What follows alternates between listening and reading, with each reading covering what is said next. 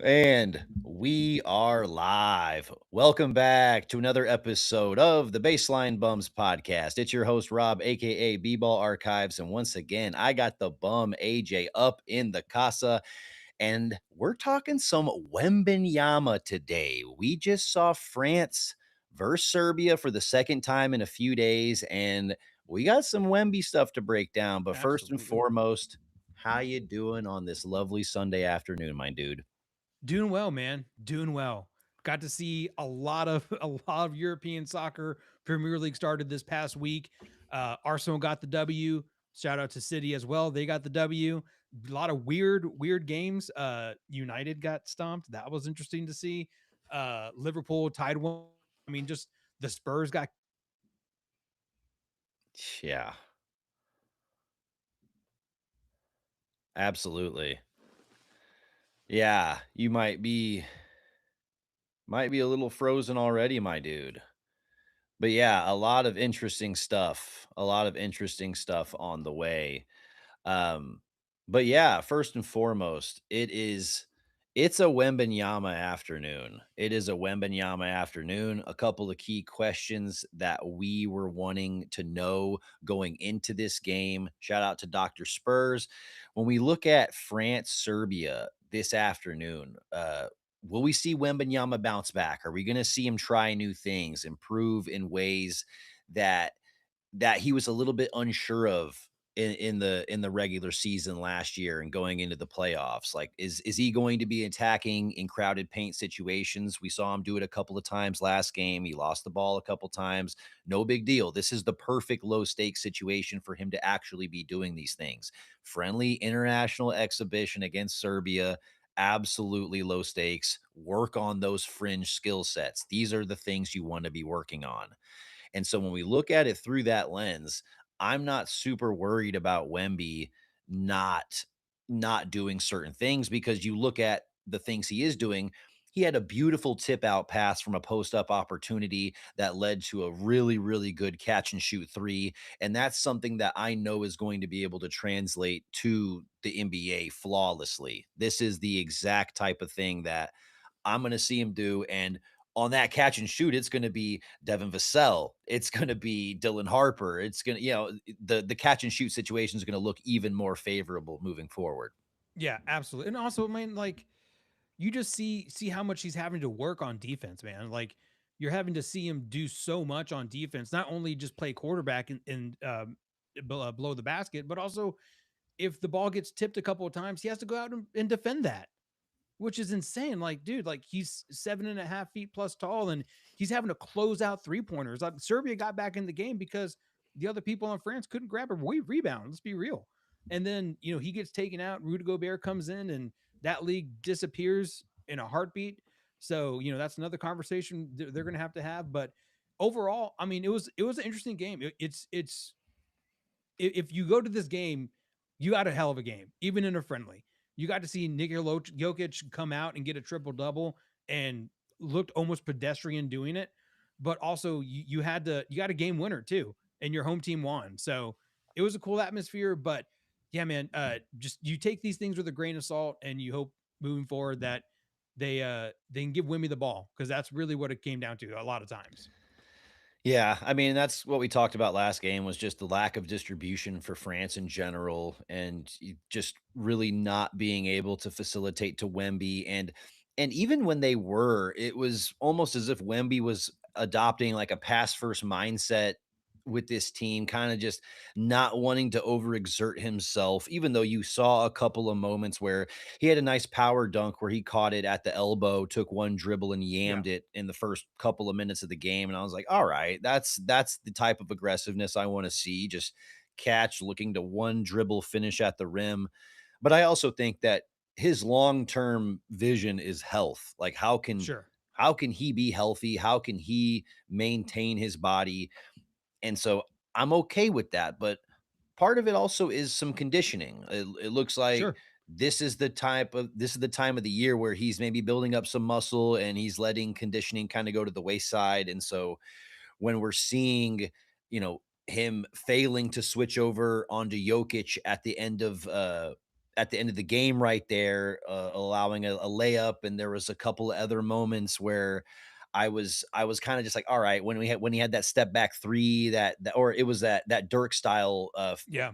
kind of fade, that mid fader, and he airballed it to ice the game, would have pushed the lead to 5, but he misses that, then kind of gives up that transition Jokic layup, and it's you know And it and and also in the fourth quarter, he got pulled with like 4:33 left when they went on that little run, and that was just to kind of catch his breath. He looked tired at the end of that fourth quarter. Like in the middle of the fourth quarter, he looked like he was ready to like, all right, like I can keep going, but this is a friendly, so let's peel it back a little bit. And it just goes to show you that he just needs to work on his cardio a little more. But we're still in the off season, technically in the off season. These games don't count. If France goes out there and loses every single game, I could care less. I I yeah I yeah. don't care. These results don't matter. It's a friendly exhibition, and it's like, yeah, it's such an interesting distinction because I'm cheering for Wemby. Wemby scores a basket, and then Marin is like, oh, so we're going for France, and it's like, but we're not going for Gobert, and it's like, but wait a minute. She's like, wait, what? I'm confused, and so it's it's like we just want Wemby to do good. We want him to play well, be healthy, do all those things, Yeah. but the result don't matter. Yeah, the results don't matter, but we just want to see Wimby play. Like, I mean, he's such a crazy talent for us. Like I have to stop what I'm doing to see what he does on the basketball court because honestly, dude, we've seen it so many times. There are things that he does that you're just like, how is that even possible? Even what we just talked about is just a minute ago, him being able to play quarterback down low, but still be able to close out on a 3-pointer. That's something that a lot of players can't do. Rudy Gobert being one of them. So just having him being able to like be that versatile, and if he had just a perimeter defender that could slow down anything, or just a rebounding guard, a lot of those closeouts go away, and he just doesn't have that help. And so you're trying to see how this plugs and plays into the new season, and also how what we're seeing in France, like the good stuff, and elevate that on the Spurs. And I think just over time, like we're gonna notice that it's just reps. Like he's not getting these reps with the French team. The French team, like a handful of times, the guards just absolutely missed an open person down low, or just didn't get the ball to Wimby, taking ill-advised 3-pointers, so on and so forth. That those types of plays won't happen on the Spurs, because if it does, Mitch Johnson calling a timeout and yelling at someone in front of everybody. Or, even worse, Wimby's going to be yelling at you during the timeout, possibly in French. And that sounds terrifying. Right. Right, and that's a good point, is like the level of expectations, the expectation of success is just completely different in San Antonio, and so you're gonna see Wemby calling for the ball, wanting to dominate possession. His usage rate is gonna be so much higher than it is on this French team, so it's like, yeah, it's definitely nothing that I would really point to and be like, "Oh, yeah, this is a sign of things to come." It's just, what little bits of and takeaways are we able to take away from this, and one of the moments that I thought was really, really great, and he did it again, was Wemby did a great job of absorbing contact on Jokic and then still maintaining his physical stature enough to get a block. And then Mm-hmm. on this play today, he ended up contesting another possession on Jokic, and then it led to just two misses from Jokic. So that is really, really elite initial defense, but then also having the composure to stay with Jokic to defend another shot against a player like him. And, even though Jokic went off tonight, had a very, very efficient game, I still feel like these individual point of attack moments where Wemby is guarding Jokic, these are gonna be essential when Wemby's, like, 28, 29 years old, and Oh, yeah, for sure. he's looking back on the next Jokic who's, 3, 4 years younger, and he's like, "Wow, I can really guard this center that's a point of attack, or that's like a playmaking hub from the elbow really, really easily because he's got that Jokic in the Wemby memory." He just needs to learn. It's always going to be an issue until he figures out how to really defend Jokic, and it's hard to see the same defensive things here in these FIBA games because of the FIBA rules. Because you can just sit in the paint for the entire shot clock essentially, and the quarters are shorter and all this other stuff. So like it's still a different game. So it's hard to see kind of how the defense really looks at times. But what you can take is that Wimby's not scared of Jokic, but he does need to figure him out still.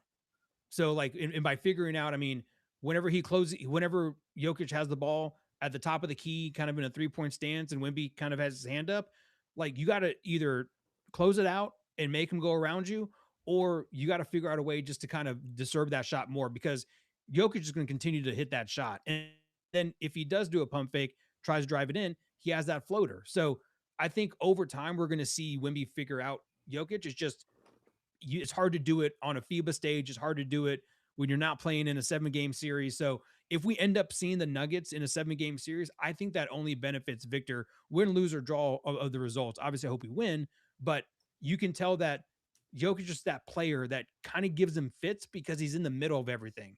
And once he figures that out, then all right, defense is locked in. Obviously, it already is, but it just now you have all the superstars on lock and you're good to go.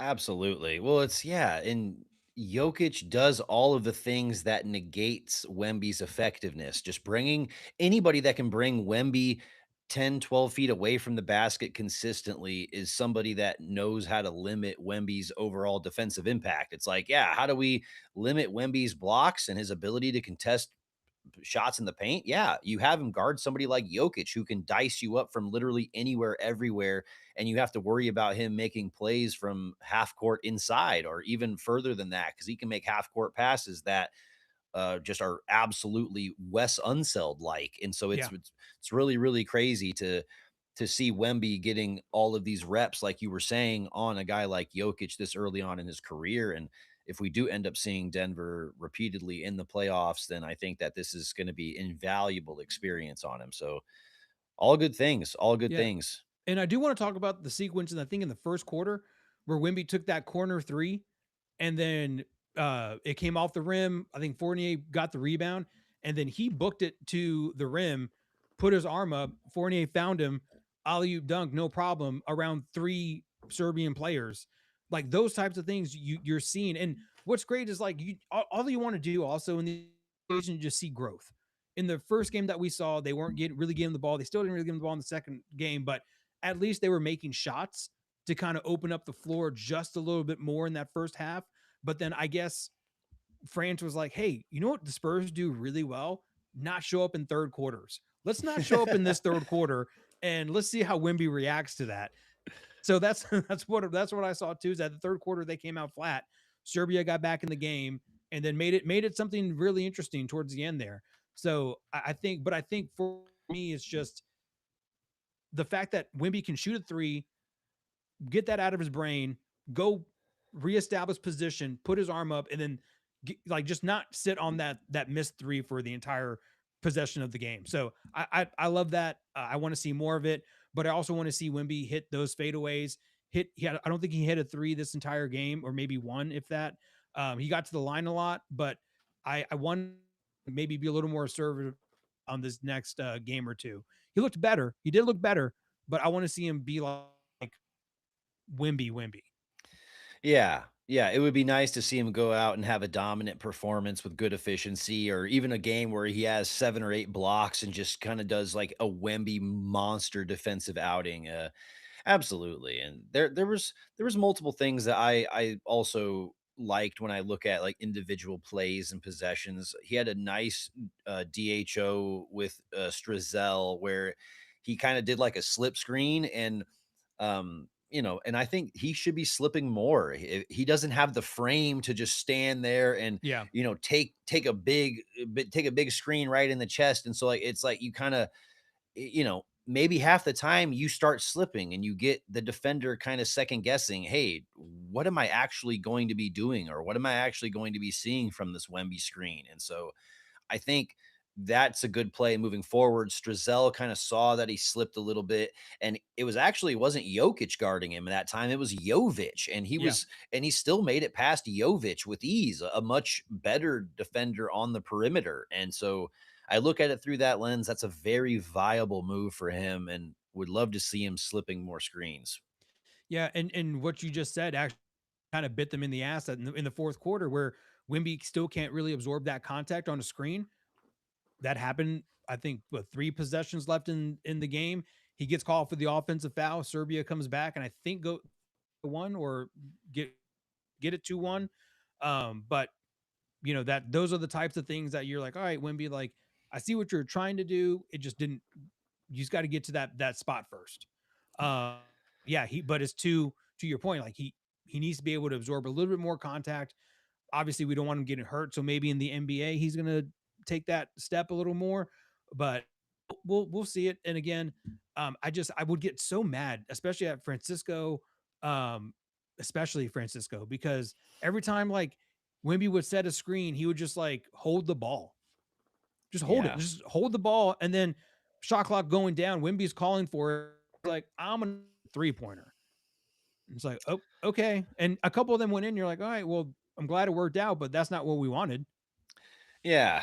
Yeah, there was moments where I felt like those couple made threes that he had ended up justifying him overlooking Wemby about 8, 10 times where it's like, okay, that shouldn't be the case. Wemby should be the A1 priority. And then if you have a pull up three later on in the possession, sure, take it. But he was almost treating Wemby like he was the grenade valve. And it was like, all right, I've dribbled around for 8 seconds, can't create an opportunity for myself. All right, here you go, Wemby. Go do something with 7 seconds left on the clock. And it's like, that's not how you should be treating team captain A1 kind of guy. But you know, I also just think they don't have the skill set. They don't have the roster construction to like get him the ball effectively. And it's so unfortunate because we have we have so much French playmaking in the building, but it's Tony Parker and Boris Diaw. Yeah, yeah, yeah.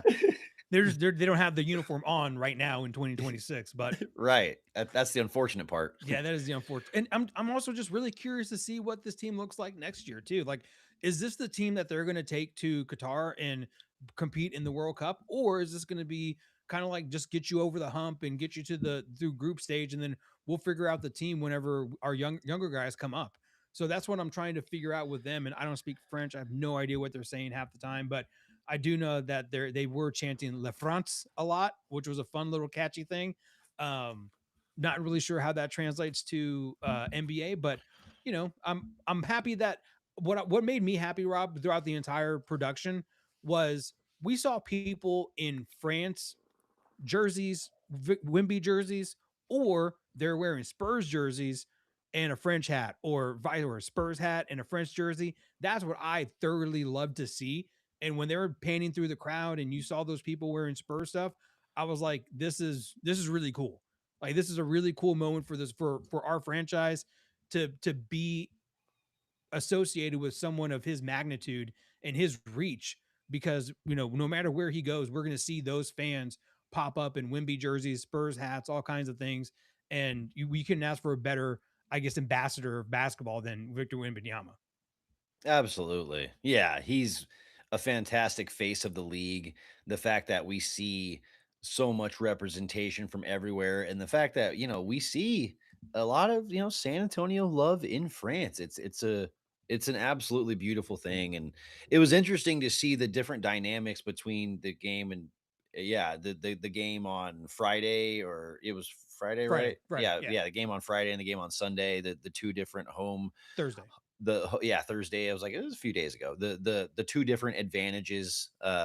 Yeah, and it looked like it was about a one possession swing for either team. So interesting how that ended up playing out, and definitely interesting how this one ended up finishing out with that game winning layup that was right at the buzzer. If he goes for a dunk, then it might not even won the game. So I'm sure someone was yelling, "Shoot it! Shoot it! Shoot it!" there always is. There always is. What I loved about also the production too is that you got to see the timeouts, and it's wild to like hear someone in France explaining like basketball, not because I understand it or anything, but you hear like switch, and you're Mm. like, oh, like they use switch like the same way that, or they use like certain. I can't think of them right now, but I remember them saying switch. I think I even heard them say DHO or at some point. I heard basketball lingo within their French language, which I thought was really interesting. I'm like, oh, I think I know what they're talking about, but also I have no idea what they're talking about. Right, you're getting, like, 1 of every 12th word, and it's like it kinda sounds like a basketball term. You're like, "Alley-oop?" It's like, "Did that is that what he said? Is that" it's like, that but yeah, It's it's like, is he ordering food or is he talking basketball? yes, pretty much. But yeah, very interesting game, some good takeaways from what we saw from Wemby, but ultimately, yeah, it's not gonna be a big old thing because it's just a friendly. It's only but friendly. but the next game against Slovenia and the next game against Sweden are group stages to the World Cup, and France is number one right now in their group. But anything can happen, and also Slovenia, they do have talent. There's that one guy that plays for the Lakers on that team. But I would say at the end of the day, what we're going to see is a completely different. I don't think we're going to see the same game plan too. I think this was France's way to kind of test the waters, kind of do some things. But I think this next game, hopefully, is a little bit more buttoned up, a little bit more conservative, not as free flowing, because it didn't look like they were running any offense too. There were several possessions they were just kind of looking at each other, and that's just not going to happen on an NBA squad. Yeah, I agree wholeheartedly. You're gonna see a lot more cut and dry offense, get the ball in the paint, utilize their 3 bigs that they have. I didn't really feel like they were utilizing I Renault didn't as see him at much as all. all. Yeah, it's like, dude, like, he's an absolute monster in international play when you think about taking it off the rim, being a big presence down low. Yeah, I think they're gonna run a double big lineup that maybe we didn't see today very much. So I think, yeah, they have a lot of things up their sleeve that are outside of kind of their lack of guard production. So it's going to be interesting to see where they are. But yeah, they are certainly one of the favorites. And yeah, I believe World Cup qualifying play starts in just a few days. So interesting to see it shake out and Yep, the good warm up 27th is games. when France and Slovenia play. There we go. There we go. I knew it was in a few days. There we go. Excellent. Excellent. But Can you yeah, name a Swedish basketball player?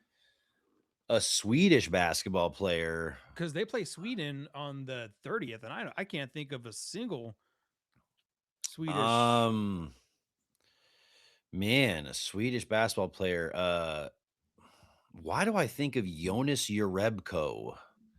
I mean, I know that he's retired, but that's like off the top. I don't think he's Swedish though.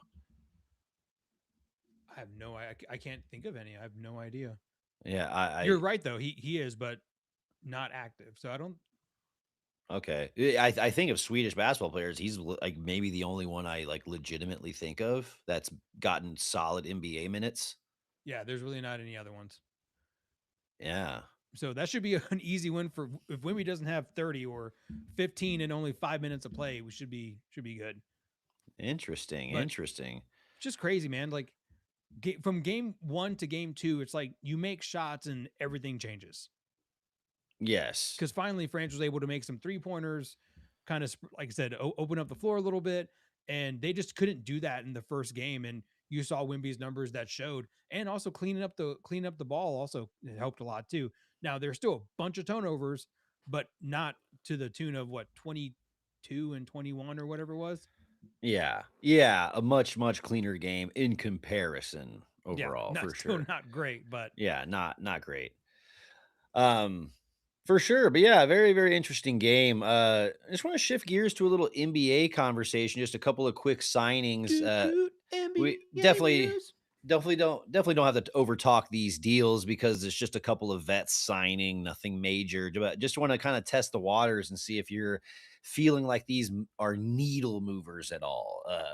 When we're thinking about DeMar DeRozan, 1 year, 3.9 to Denver, do you think that this is anything to get excited about? Do you think like this gives Jokic any real firepower around him?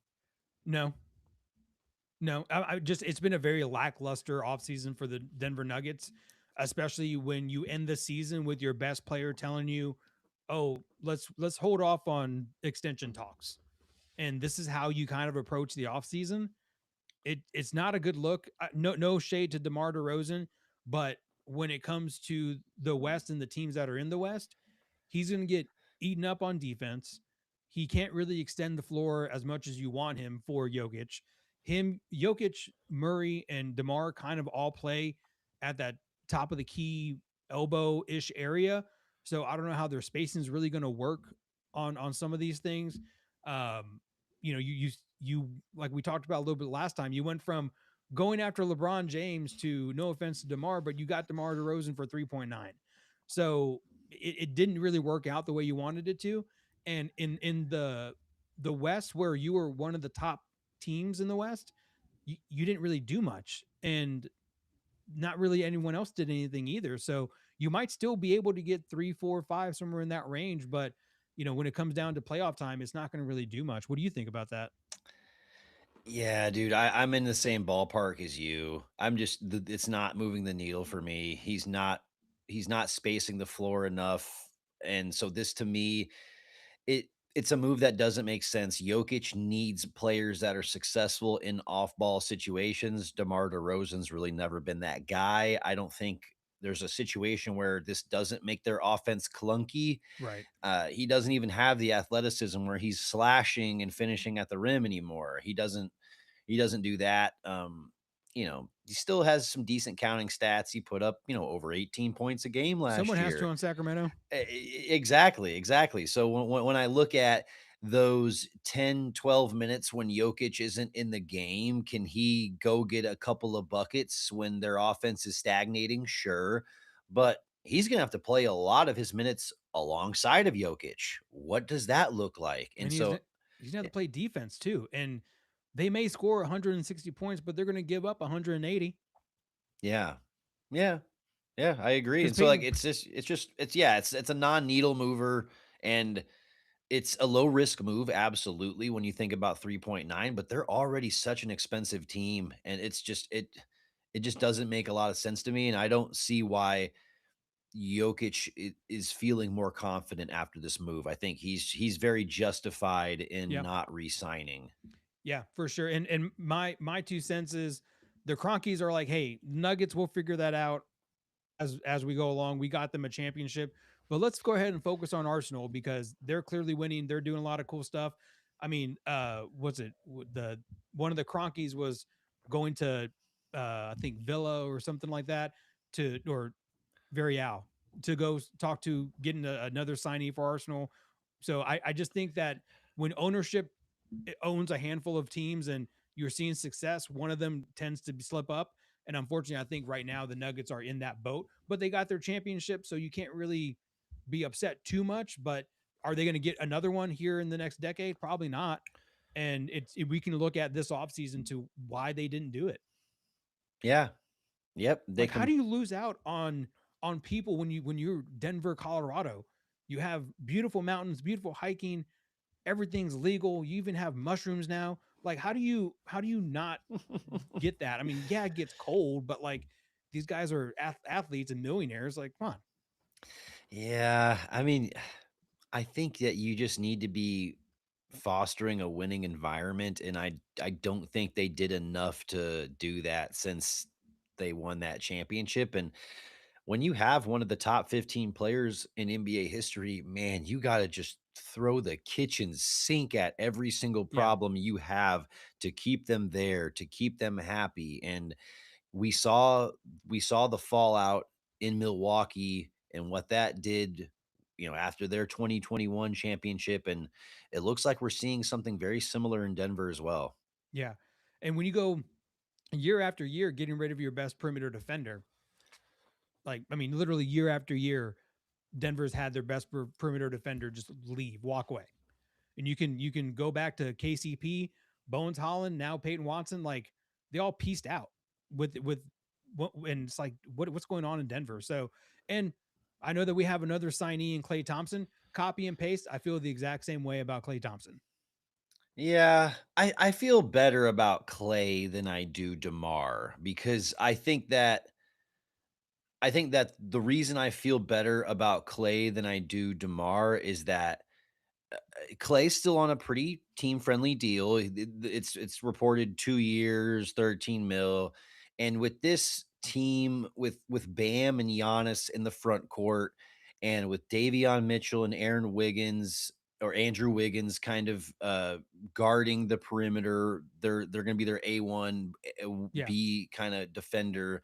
He doesn't really need to be doing any point of attack defense. Like he can literally guard the third, fourth guy on the court and stand in ideally. the ideally. I mean, obviously NBA is switchable. Yeah, yeah. Everyone gets switched, and so he's going to get put into some compromising positions. But I literally I see a life where he could be, and I hate to say this, but he could be Ray Allen for those Heat teams, and so it's like, oh, he's got, you know, a lot of really big superstar players to play around. Obviously, not superstar Yeah. studded like that, but it is interesting enough to where I'm buying it if he's only playing 20 minutes a night. If he can play 20 minutes a night and play 60 games, oh great. Great signing. But he's playing 20 minutes a night and he's playing 20 games. That's when, because I mean, when was the last time he got through a full season? Like probably since his major injury. So, you know, I don't know if he's worth that at his age and at kind of where he's at. But if he wants to stand in the corner and shoot threes, then yeah, I know he can do that. It's just, can you do that for the majority of the season? I have a hard time believing what I've just witnessed, not only in Dallas, but also in Golden State. Well, Clay's been playing. He's been playing some games. Like, I mean, Has he? surprisingly, 69 last season, 72 the year Nice. before, 77 the year before that, Okay. 69 the year before that. So So he he's has been playing. So if they can do that, it's just I maybe because I he just is on a team that I don't mess with because they're at the bottom and we're at the top, so I don't have to worry about him. well, and yeah, it's his minutes have been falling off too. Is 21 minutes a game last year, so it's, you know, I think that's more so the baseline. His minutes may even dip beyond that, but I still think that he could be more useful than DeMar, just because. I Yeah, mean, well, because he can shoot lights out. Yeah. exactly. He don't need to do anything else other than sit in the corner and jack, and Whoa. he can at least do that. Epa. Epa. But and then they need additional shooting because it's just literally him and Tim Hardaway Jr. that have sort of that green light to pull from the Well, they logo. have to. Exactly, They have exactly. to. And so, yeah, very interesting signing. But yeah, I don't think he's a needle mover to me, but I at least see a world where he can be useful. Yeah, 1000%. I mean, and also I think with Clay Thompson, I think for me, what I also see is how good the East is, and for a Heat team that went out and got Giannis, and then you add Clay Thompson to kind of space the floor, but then you look at the teams across, I'm just like, so that's why I'm kind of like in between on him. But I think he'll be fine.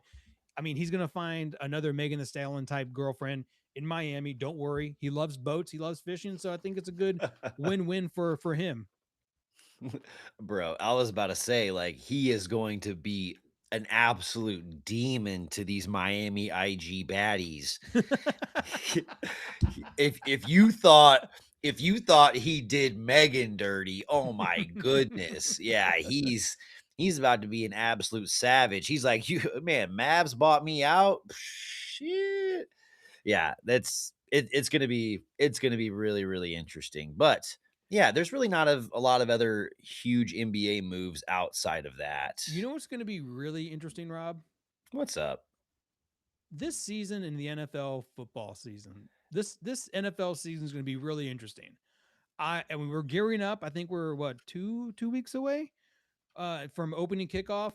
College football starting as well. I mean, I think we got to bring in a ringer Absolutely. Yeah, because it's we can't follow all of it. I know. There's a lot to break down. There's a lot to digest. We're gonna need some people to help bring some clarity to all this. And definitely one of our OGs that's got a lot of football insight, Whiznation, is on the show, and we're bringing him in. Thanks for being here, Wiz. We're gonna talk a little NFL football. But first and foremost, how you doing, my dude? Thanks for being here. Man, I'm doing great. Thanks, you guys, for bringing me in on this. I don't know why you got to make me laugh so hard using that epa a couple minutes ago. I was dying laughing over here whenever y'all When brought you're that jacking up. in the corner, dog. Yeah, no, man, things are good. We're back finally. It's been kind of a slow last couple weeks sports wise, especially after the World Cup came to an end and everything. But I think we're officially back.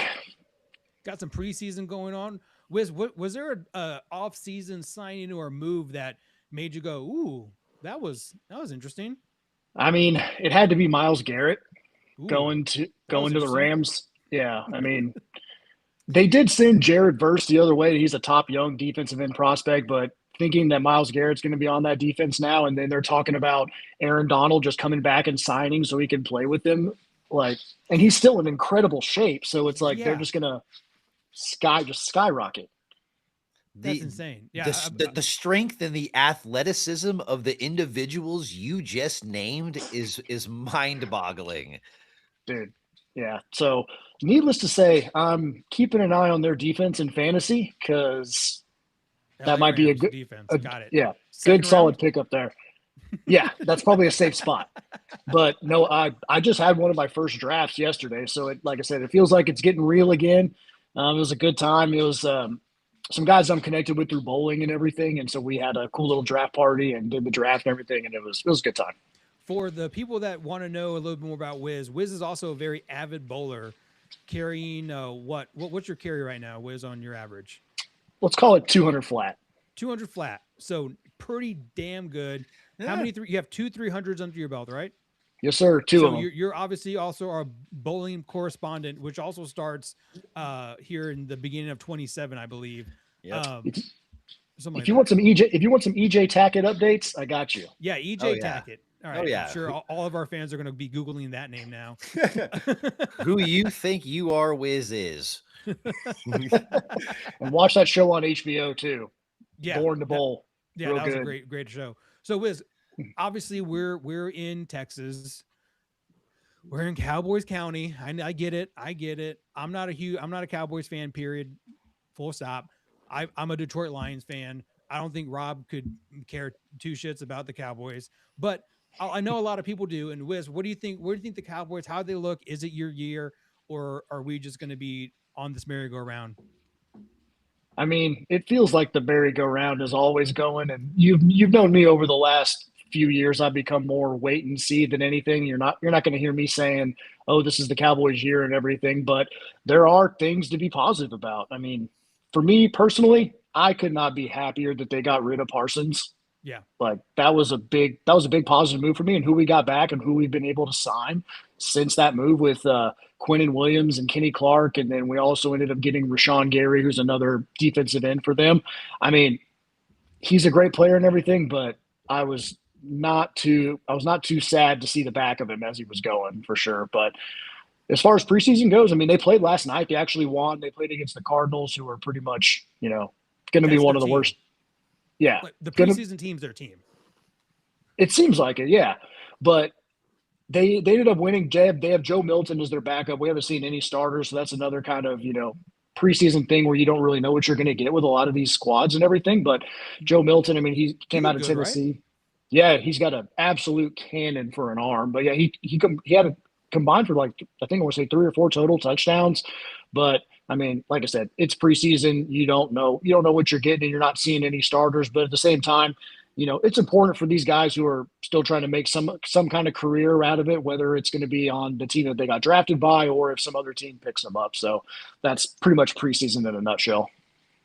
Absolutely. Yeah, you're not really going balls to the wall. It's incredibly similar to what we see from summer league basketball, preseason basketball. It's, you're trying new things, you're just trying to see what's going to work and who stands out, but one of the things obviously we talked about, Miles Garrett and Aaron Donald and the Rams and stuff, but obviously Seattle Seahawks, they're coming off of a very successful season. Do you think that there's any chance that they run it back? Honestly, yeah, I think they could. I mean, I know that there's turnover every year and everything. And, they're in the NFC West, which is, one of the tougher divisions with the Rams, like we mentioned, the 49ers, and then Cardinals are in the dumpster, obviously. But I mean, yeah, they have that core. They have that core back. The the guy that they drafted in the first round, Jadarian Price, coming out of Notre Dame, a running back, he's going to be filling in a lot to start for them on offense. While Zach Charbonnet recovers from, I think, tearing his ACL in like the qualifying round of the playoffs last year. They did give up Kenneth Walker. He went to the Chiefs. Not too mad about that. I'm glad that Mahomes has got that guy in his backfield Finally now. get But something. yeah, so I mean, it's kind of just like they're reloading. I mean, they're going to be a good team. I mean, defending, going back to the Super Bowl and even winning it is like one of the probably the hardest things to do in sports. I mean, like the odds of it are just very, very low. But I mean, they could do it. I don't think they had too much turnover to where it would be a problem. But yeah, they still have, a wealth of talent, and they got the right coaching staff. And I want to say he's even more defensive minded and everything now too, with Mike McDonald at the helm there. So yeah, they really, I think they do. They could have a shot to run it back. It's unlikely just because it's so hard and like everything has to go right. But to answer your question, yeah, I think they have a shot at it. Absolutely. Yeah, it's just yeah, I didn't really think that they shook things up too much, and when you have a team that really does feel like from top to bottom they have that winning culture, yeah, it always just is like, well, why couldn't they? Even though it is, like we were talking about, one of the hardest gauntlets to run is the NFL postseason. It's like, yeah, how do you become unscathed from something like that after, after a long season? So yeah, it's very interesting. But you had mentioned it earlier, a little fantasy talk, a little fantasy chit chat. That's such a huge part of what we love about football, what we love diving into. Just when we're thinking about the fantasy season in general, what are some of the surprising things to you? What's maybe a player to be looking out for in a mock draft? What's something that really is sticking out to you, Wiz? Right now, I mean, the thing that everybody seems to be monitoring is all of these injuries that are happening Oh to yeah. to key players that we're expecting to play. I mean, I know Brees like Hall. yeah, he had something come up in practice, non-contact, and then Puka, the receiver for the Rams, he's been dealing with something as far as a groin problem and everything, and it's all these soft tissue injuries that are holding a lot of these guys back. And so that's the one thing that most of these fans on these fan bases of fantasy teams, especially if you draft early, they're praying that their guys don't get hurt, because if they're not there week one, you're having to scramble and everything. But I mean, as far as people to look for, it honestly kind of depends on the kind of league that you're in and everything. Yeah. But the consensus best players, obviously, Puka, Jamar Chase, Bijan Robinson, Jefferson. um, Jefferson, Jameer Gibbs, your boy down there. I got him in one of my other drafts. I was, glad that Yeah. that happened and everything. But it just depends. It's really more so about trying to find later value and everything. But those top guys, if you can land any of those top guys, I mean, you're feeling good, especially with like a Chase, a Puka, or a Bijan, something like that. But you know, it it's But it all can, fluid with who's in your league. yeah, but it all could turn on a dime week one, minute one. I mean, you can see how quickly, your draft knowledge and what you drafted in later rounds can come into play, because if you draft one of those big guys, it always happens every year. Someone goes down, someone gets hurt, and then yeah, you're having to scramble, or you're having to figure out, all right, now I got to trade my other great players just to kind of get some more levelness to my team, my fantasy team here. But it's the time of year, Wiz, that I get excited too, because I listen to my fantasy podcast as I'm working out. I'm actually like, really diving into some of these things. Like I already have my names that I've been kind of keeping track of, something I've been doing since college in the off season. But, those are mostly rookies that may or may not get drafted. But the ones you find in the later rounds, like 8, 9, something like that, maybe a receiver on like the Giants or something like that, that no one's really thinking about. Not I on know the not the Giants. Giants, but you get what I mean. You still listening to the footballers? Sometimes we're not Yeah. plugging another podcast on this one, but what I'm going to say also is you said Kenneth Walker earlier going to the Yep. Chiefs. Now on a fantasy level I and love on that. just a Chiefs level, they've had a really tough time that running back. Pacheco was great. It was a good time, but then like what what can we expect from Kenneth Walker? Is it going to be a similar case like the Pacheco? Can he make it the whole season, or are we going to be looking back going, man, the Chiefs just messed up again on running back? Oh no, I think it's a clear and obvious step up from Pacheco. I mean, I was a fan of his off and on, but he was incredibly inconsistent and he would have like small bursts and everything. But Kenneth Walker, I mean, we're talking, Super Bowl MVP of the most recent one. So the way, I mean, the way that they were able to get him and offer him, a good contract, good money to get out of Seattle, because I mean, Big it's hard to contract. it's hard to lure a guy away from a Super Bowl winning franchise, but at the same time, I also don't think he was super fond of them trying to also feature Zach Charbonnet and not giving him the full workload. He's coming into Kansas City. I mean, He first, needs to, second, yeah. yeah, first, second, and third down, you could expect him to be back there. And I mean, especially, it's a godsend for Mahomes because he's coming off of that knee injury, which it's amazing how fast he's coming back with his rehab and everything. Like that's awesome. But he hasn't been able to lean on the run game at all these last couple of years, really. I mean, even back when they had Clyde Edwards-Helaire and Damian Williams and guys of that sort of ilk, you know, this is a clear step up. I mean, this guy's he's an elite running back, and it's kind of crazy that he already switched teams this early into his career because he's not that old. I'd have to check and find out his exact age, but I mean, to land that kind of player and to pair him with somebody like Mahomes and then, obviously an aging Kelsey and everything like that, I mean, it's going to help out their offense a lot. It's going to take a lot of pressure off him. Hopefully he won't be having to try to lower his shoulder and run people over and get hurt like he has been, so he can do more just quarterback stuff, which I think he needs to get back to. Where do you see Kenneth Walker being drafted in fantasy leagues right now? He's going in I want to say he's going in about the second round. Early second, mid second? Yeah, early to mid second. Like I said, I guess, personal preference at that point. I mean, I'll have to check on an exact ADP, but he's one of the top drafted running backs. That's for sure. I'd say second, third round latest probably. Yeah, it makes sense. I Good mean, note. yeah, you can't ignore the production, and it's just production that leads to success. So it's like he's going to find his way to doing that. I mean, He's a maybe beast. not to that extent, but I don't know. We'll see. It's the best We'll running see. back he's ever had. Yeah. Hands down. Hands down. Hands Best down. running back he's ever had.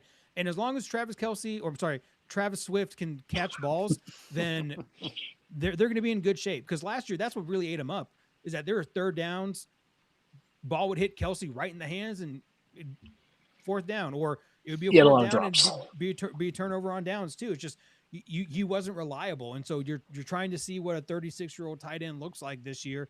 And if they're leaning on him the same way they've been leaning on him for their the past 10 years or however long, you can't do that anymore. Like you got to move on, and it's kind of like Travis Kelce is Rudy Gobert. They're just at that point in their career where like they can still kind of do stuff, but you can't really rely on them to do stuff.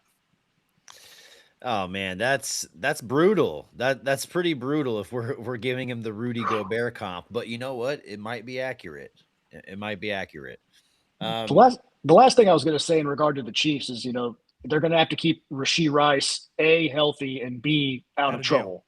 Yeah, Trouble. because What?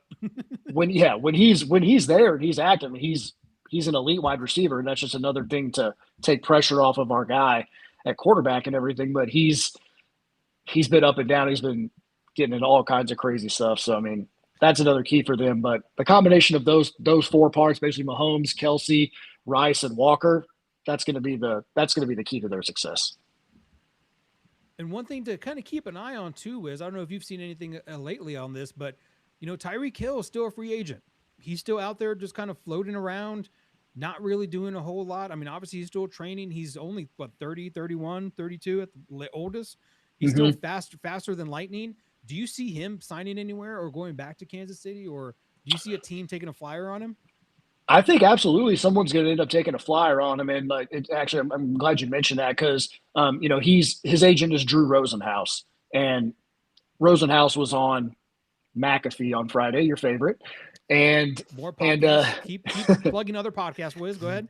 It's more of a but he was on there. He was basically saying that because they had asked him about that too, and he was saying that Tyreek had said that he was still ramping up. He wasn't fully healthy and everything, and so he's open about it. He's like, "Yeah, I'm not quite there yet, but still ramping up and getting ready for it." But I mean, a team will absolutely pick him up, and I mean, I guess it just depends on how much of like a low salary, like a 1 year maybe prove it deal that he's willing to get on. In order to really just show what he still has. But any team could still benefit from having him on there, even if he plays, 50, 60% offensive snaps, I mean, he could still hit a big one, and that can flip a game. He's going to end up in LA. You watch. Everybody's going, yeah. Stafford will take him. Absolutely. Yeah, everyone will take him. Everyone. Absolutely. But yeah, is there any other NFL stuff that you want to get off your chest? Because I do want to kind of segue into some Texas Tech football as well, because I'm just as jazzed up about Red Raiders and what we got going on for the 26-27 season. So when we take a little glimpse into Red Raider future, what are you projecting for this upcoming season? I feel like if it's not 11-1 with a random loss that we had like last year to Arizona State, then it's going to be 12-0.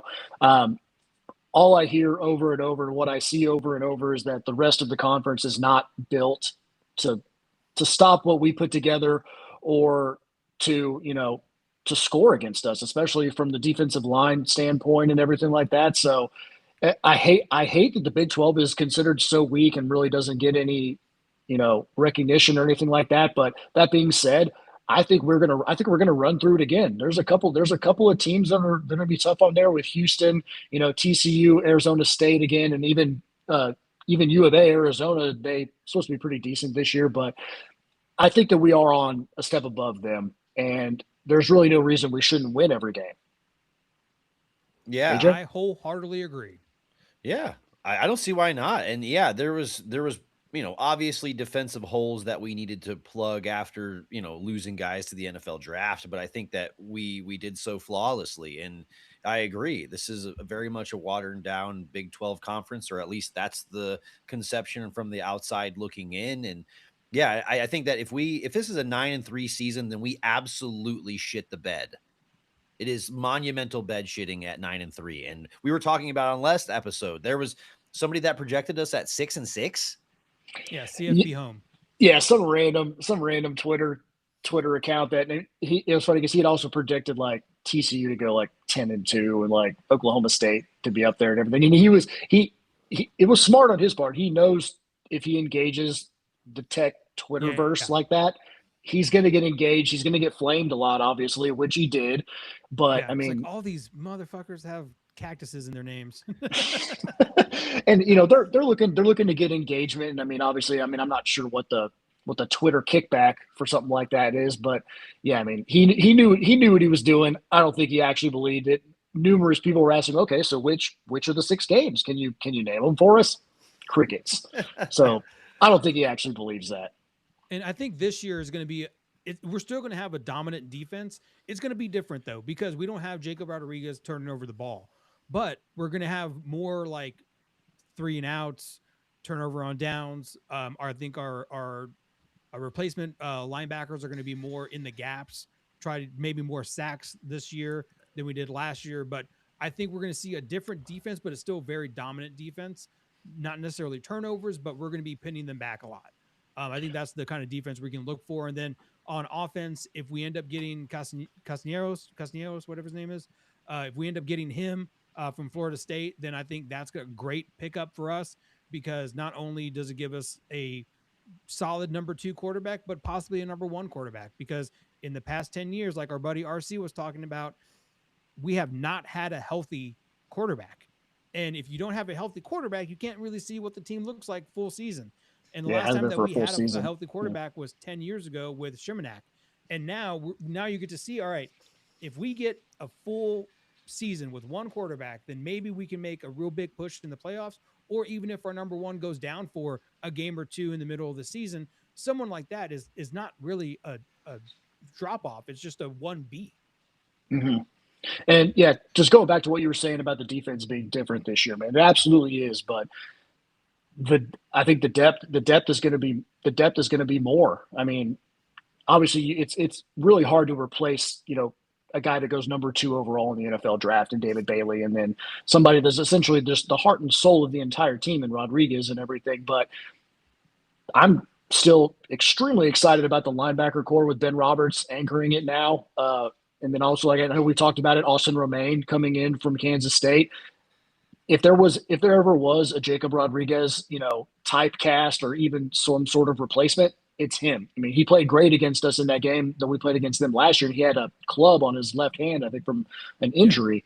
And then of course John Curry, he's all over the field and everything too. But the combination of having Adam Trick on one end and then Trey White. Sorry, that name was escaping me there for a second. On the other end, the sack numbers are probably going to be lower, not the same as Bailey and Romello Height and everything, but the defensive line as a whole, especially with AJ Holmes, he's now the preseason he's now the preseason Big 12 defensive player of the year and everything, which is what Rodriguez was last year. So I don't think we're going to miss a beat. And then we got Pollock at corner and everything, and he's only getting better and better. We got that UTSA transfer, Davin Wright at cornerback Davin Wright, I believe. But I think the depth is going to be there. And then what you were saying about quarterback, yeah, that's true. I mean, three-headed monster at running back. Ideally, Hammond doesn't have to do very much, and we're just run it down their throats, play some defense, and then if we have to sling it out, especially to Micah Hudson, Kenny Johnson, Malcolm Simmons, all those guys. I mean, like the talent is spread. It's spread further. Obviously, we're really going to know. Like, you didn't even say T. Will. Oh, you mean yeah, sorry. Terrence. Yeah. Terrence Carter. Sorry, yeah. Carter. Slipping my TC. So, yeah, I mean Taco Cabana. But yeah, that just goes to show me. I named 5 or 6 guys that I was excited about and forgot our All-American tight end, basically. So, it's there to have. Yeah, it's a lot to be excited team about. In Austin, who just lost a linebacker, their starting linebacker, if I'm not mistaken. So, culture problem. I'm sorry? Culture problem. Sure. Whatever they say. I think that really leads a lot of people questioning, and also just I obviously you guys know that we're primary Texas Tech. So the fact that, whenever I see UT kind of having their hiccups internally that are kind of creeping and bubbling up to the press makes me very, very happy on the inside, especially when you have a $40 million payroll like that they do. All they had to do was spot the ball, man. They're not going to. Yeah. Ultimately there's a lot to be excited about. I mean, like we were saying earlier, if we end up with a less than stellar record, I think it would be an absolute shock. But is there any other Texas Tech stuff that you're wanting to get off your chest? Any other topics you're wanting to dive into when we think about Tech football? I mean, just for Tech football, probably not too much. I mean, we're not going to know anything truly until week 3, that random Friday night game that we're playing against Houston at home. That's going to be the first real test. For a second there, I thought you might have wanted to jump into something going on with Tech basketball as well. There's been a lot going on there. I don't know if that's a topic you want to get into or not, but they've made a lot of movement. And obviously, with all these court cases and whatnot, that's there's a lot going on there too. But Tech football, I mean, we're ready. It's just get me to that first Saturday, and let's kick this thing off. Absolutely. Yeah, a lot to be excited about. Football's around the corner. Football is around the corner, and we're definitely going to be doing a lot more football chat on the channel, whether it's fantasy talk or week to week conversations about what's happening, player availability, all kinds of stuff. We're going to be looking to chat about that more and more in the coming weeks. So definitely stay tuned for that. But is there anything else you want to get off your chest before we get to some dunks? No, man, just everyone be close to the tuner. Wiz is going to be joining us a lot more moving forward. We're going to be talking more football. It's going to be a lot more fun. Obviously, we're going to be focusing in on specific games whenever the season starts. But for now, this is Whiznation. You should definitely go find him, follow him, love him like you love us. You're going to see a lot more of that beautiful mug. Well, let's not go that far. I mean, you're going to see a lot more of him. This guy. Oh yeah. But yeah, it sounds like a perfect time to segue into some dunks. Wiz, do you want to start off the dunks, or AJ, do you want to show Wiz how we do things dunk If he's wise? ready, he's watched the show. He knows what's up. Absolutely. Yeah, honestly, I'm gonna dunk on preseason football as a whole. Ooh. Um, the reason for that being is that, while I've been studying in for some fantasy stuff, I'll try to go back and at least watch some of the highlights of all of these preseason games and everything like that.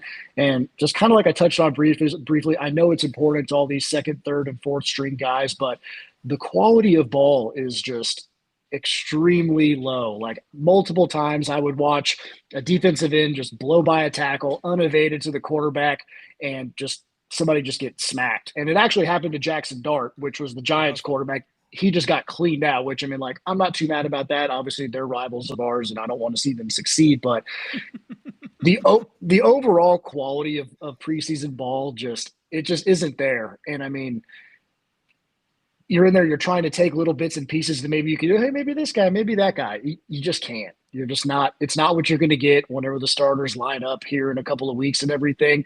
And even if it's like a mixed squad, like some starters, some backups, I mean, you just see some stuff that doesn't really translate to an NFL game, in my opinion. You're sitting there in the So middle of the third quarter, and it's like ball start, and you're like, oh. Like ball start, like oh my god, another one.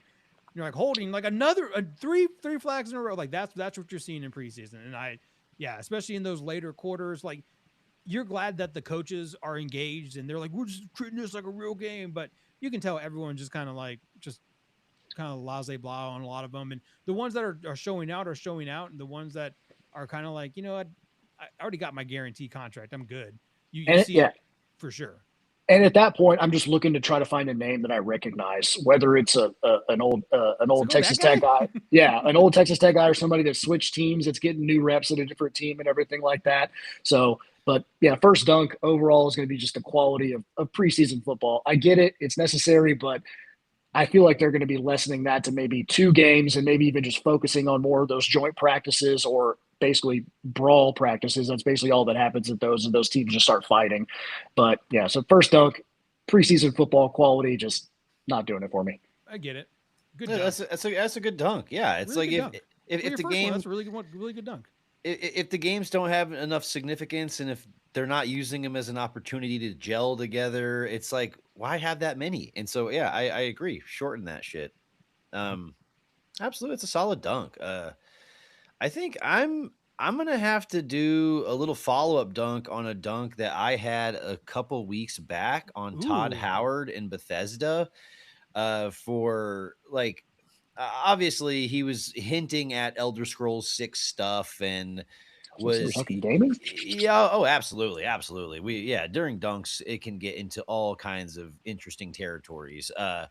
Yeah, I mean, it's obviously been 15 years since Skyrim came out, and so we're Go. talking about Elder Scrolls 6, and he was responding to some of the criticisms he'd been receiving, since being like, "Oh yeah, I've been playing it behind the scenes, Elder Scrolls 6, it's great," but then like not releasing any stuff about it, and then online everyone was like, "Wait, you can't just be doing this. Like you have to be, letting us know the progress and everything." And so he immediately was like, this really shouldn't, like, y'all are essentially making too big a deal out of this. And so I'm gonna have to re-dunk on him, because he doesn't understand that people treat this like it's like this is some people's Grand Theft Auto 6. Right. Like this is some people's game that they've been waiting their whole lives for. There's 18-year-olds that, like, this was their first game they played, and this was the big significant game for them. So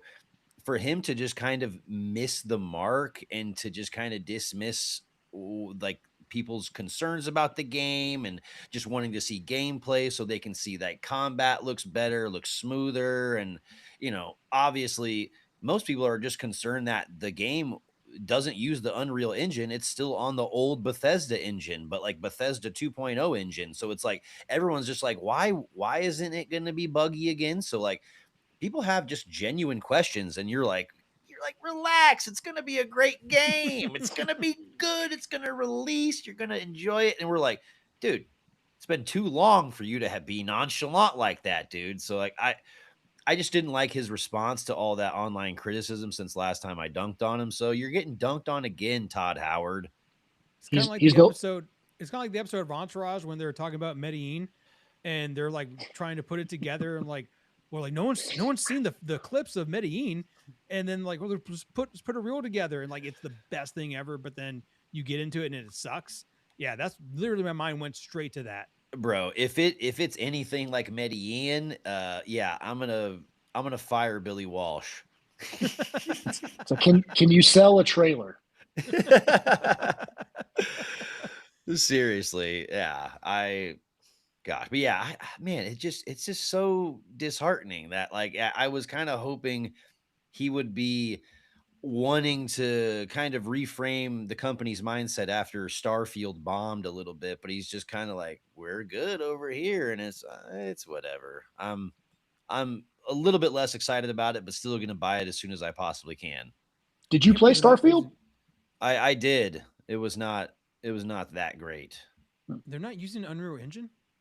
No. I mean, they created their own engine a long time ago, and it's really good and it's unique, but it also it has bugs to the point where like the bugs are a part of the quality. And so like if you spend that much time in between major projects within an individual franchise, I think you can update the engine. You can go to a different engine. It's not like this game came out 3-4 years ago and you need to like connect it visually with something else. It's like, dude, this is completely different generation of people. But yeah, it's make it its own thing.